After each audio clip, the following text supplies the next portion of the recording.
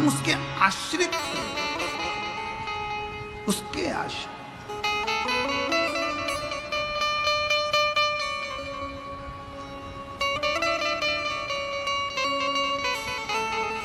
ऐसी कौन सी उलझन है जो मेरा शंकर सुलझा नहीं सकता। मेरी जीजियों, मेरे जीजाओं, मेरी बेटियों बेटाओं, मेरी माताओं, मेरे भाई, ना जाने फिर कहूँगा मैं ये बात, 2 दिन पहले भी ये बात कही थी, आज फिर कह रहा हूँ। ना जाने कौन सा पुण्य बिहार के इन लोगों ने, भक्तों ने करा है, जो सिंहेश्वर बाबा की इस पवित्र भूमि पर बैसाख में प्रदोष के दिन कथा को सुन रहे हैं। कौन सा, ना जाने कैसी श्रद्धा है। हमने कहा ये बाबा सिंहेश्वर की भक्ति है और उनकी नैया पार जरूर होगी। जो इसकी चले आ रहे,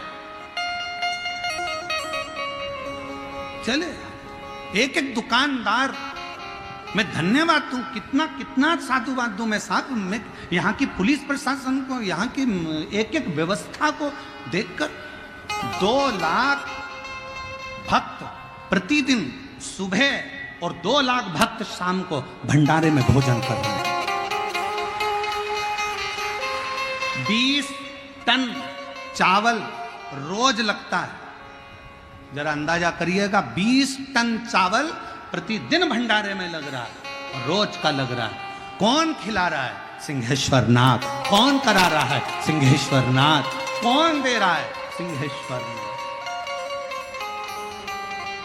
हम आश्चर्य में पड़े हुए इस बिहार की कथा को देखकर, सुनकर हम आश्चर्य में कि गजब गजब, कहां से आ रहा है, कहां जा रहा है, कौन खिला रहा है, कौन खा रहा है, पता ही नहीं पड़ रहा। और भोजन परोसने वाली वो जीजियां ना जाने कहां कहां से आई। सब्जी काटने वाली मेरी बहनें कब पहुंच जाती है भोजन बनाने, रोटी बेलने, और इतने प्रेम से भोजन परोस रही हैं कि भोजन लेने आने वाला भी एक बार की जगह 4 बार खा रहा है। इतना विश्वास। हम तो बाबा के भरोसे, हम तो बाबा के भरोसे, ये शिव की कृपा के बिना कुछ नहीं हो सकता। भूतो न भविष्यते। और ये नजारा अगर बिहार वालों ने, 2 दिन की कथा और है, कल मासिक शिवरात्रि भी है और कल हमारी कथा की भी शिवरात्रि है, और परसों सुबह की कथा 8 बजे से 11 बजे तक हो जाएगी। 11 बजे कथा विराम कर कर हम कुबरेश्वर धाम, तुम सिंहेश्वर धाम, सब अपने अपने धाम में जाओ, कथा पूर्ण हो जाएगी, चले जाए। 2 दिन और हैं। इस नजारे का दर्शन, इस पंडाल में पहुंचकर वहां की मिट्टी को प्रणाम करना, नमन करना, बैठकर एकांत में शिव नाम की भक्ति का संचार करना।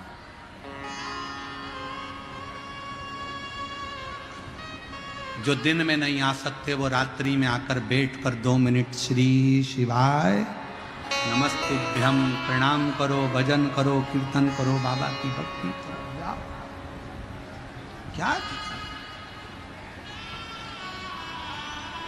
इतने शिव भक्त की पंडाल, जितना बड़ा आप लोगों ने मेला ग्राउंड करा, पूरा मेला ग्राउंड भक्तों से भरा पड़ा है, रोड उन भक्तों से भरी पड़ी हुई है, दुकानें भक्तों से भरी पड़ी हुई है, कहीं जगह नहीं है पांव रखने की।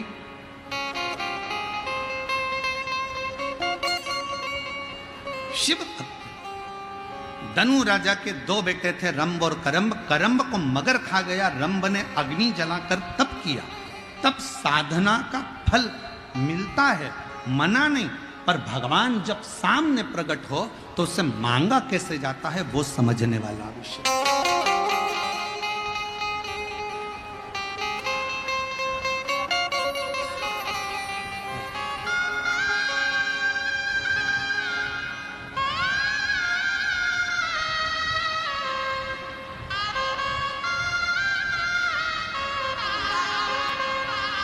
रंभ ने तप किया, चारों तरफ से अग्नि लगा ली, बैठ गए। ब्रह्मा जी ने पूछा मांगो क्या चाहिए।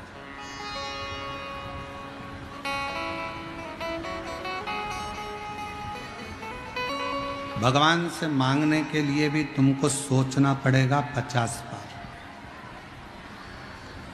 विचार करना पड़ेगा। कभी कभी भगवान देने को तैयार हो जाता है पर हम मांग ही नहीं पाते। एक सेठ सेठानी मंदिर में जल चढ़ाने गए, साथ में अपने पोते को भी ले गए। लोटा था एक, पति के पहले मैं चढ़ाऊं, पत्नी के पहले मैं चढ़ाऊं, पोता के पहले मैं चढ़ाऊं। लोटा शंकर जी के ऊपर, वो इधर खींचे वो उधर खींचे, शंकर जी के ऊपर ही लोटा धड़ से गिर गया।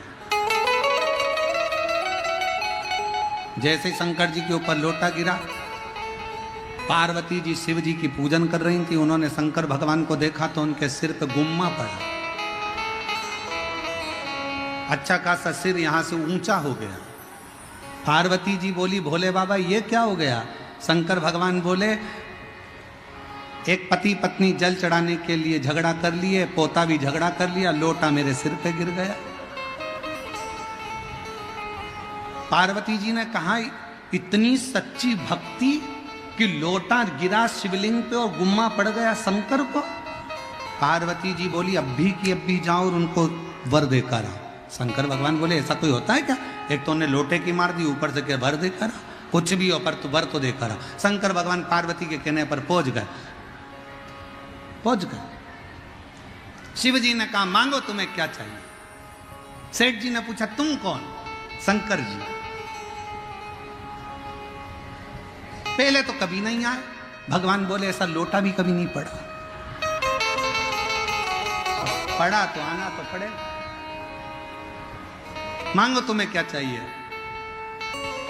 इतने में पत्नी बोली लेडीज फर्स्ट, पहले मैं मांगूंगी,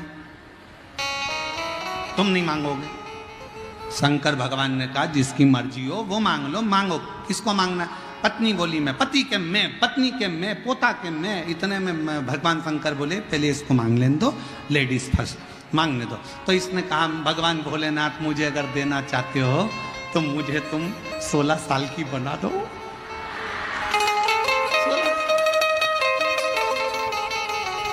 अब शिव जी ने उसको 16 साल की बना दी, बड़ी सुंदर बन गई, बड़ी सुंदर। अब 16 साल की बन के वो अपने लहंगे को ऐसे ऐसे हिला के और बुढ़े को चिढ़ाए, पति को, और खूब चिढ़ाए और चिल्लाती जाए डोकरा ए बुढ़े, पति को चिढ़ा। अब शंकर जी ने कहा तुम्हारी बारी, मांगो तुम्हें क्या चाहिए। सेठ जी ने सोचा बताओ कितनी इतरा, अब भी रुक जा। शंकर जी ने कहा मांग तुझे क्या चाहिए। कि भोलेनाथ इसको कुतिया बना दो, इसको बनाओ तुम कुतिया। शिव जी ने कहा तथास्तु। अब पति बोला और मटक ले और डोल। अब आई पोते की बारी। पोते से कहा शंकर जी ने कहा तुम मांगो तुम्हें क्या चाहिए। समझदार था पोता। पोते ने कहा बाबा देना चाहते हो तो ये पहले जैसे थे हमको वैसा ही कर दो, कुछ नहीं चाहिए, कुछ नहीं, हम जैसे थे वैसा कर।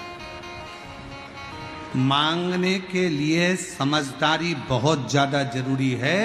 लोग मंदिर में जाते हैं तो दूसरे के लिए कहते हैं पड़ोस वाली ने ऐसा कर दिया, भोलेनाथ जरा देख लेना उसको। अब शंकर जी उस जगह पर अगर हैं तो तू अपने लिए मांगना,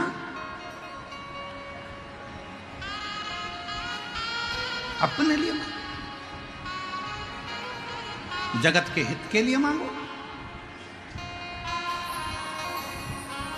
रोती रोती बोली उस मेरी देवरानी ने मेरा बुरा करा है, भगवान उसका बुरा कर देना। नहीं नहीं, भगवान से कहना भोलेनाथ सबका भला करना, मैं जानती हूं तेरी लाठी में आवाज नहीं है, पर तू कृपा सब पर करना बाबा, मेरी भी झोली भरना और दुनिया की भी झोली भरना। सर्वे भवन्तु।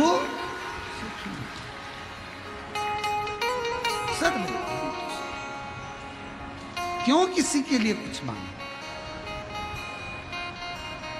एक बात बहुत पुरानी है पर स्मरण वाली है कि हम दुनिया का जब बुरा चाहते हैं तो सबसे पहले बुरा हमारा अपना होता है। हम दुनिया के लिए खड्डा खोदते हैं तो सबसे पहले खड्डा अपने लिए। इसलिए मत बुरे कर्म कर बंदे वरना पछताएगा, भगवान की आंखों से बच नहीं पाएगा, तू बच नहीं पाएगा।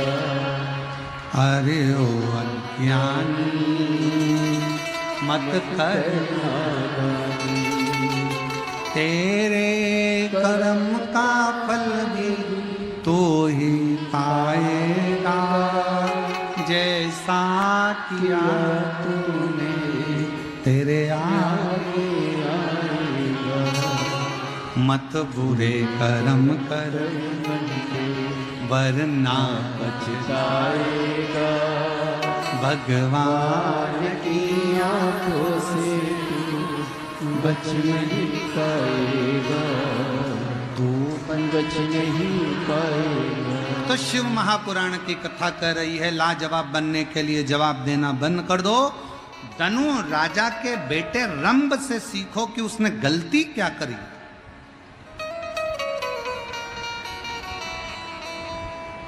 कितनी बड़ी गलती रंभ ने कर दी। ब्रह्मा जी प्रकट हुए, मांगो तुम्हें क्या चाहिए, वर दीजिए, मुझे संतान हो। ब्रह्मा जी ने कहा तथास्तु, होगी। और कुछ?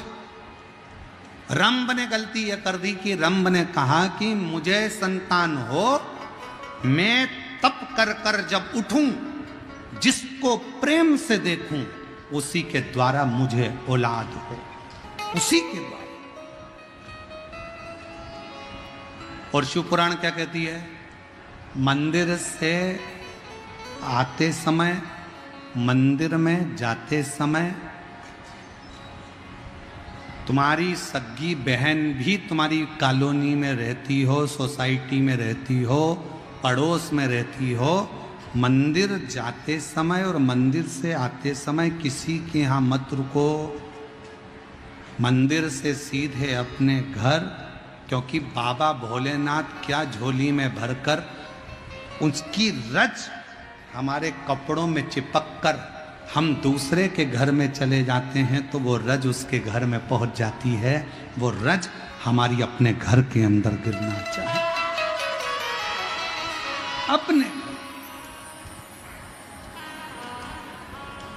शिव महापुराण की कथा श्रवण करने वालों से हम हमेशा कहते हैं, जब 7 दिन की शिव पुराण की कथा श्रवण करने के बाद आप यहां से जाएं, कितने भी रिश्तेदार आपके रहते हों, कोई गांव में रहते हों, आप शिव पुराण की कथा सुनकर जब यहाँ से जाएं तो बाबा को प्रणाम कर कर, भूमि को नमन कर कर, भूमि की रज को अपने हृदय से शरीर पर, मस्तक पर चढ़ाकर श्री शिवाय नमस्तुभ्यम कहते हुए बाबा से अपने घर की ओर जाएं।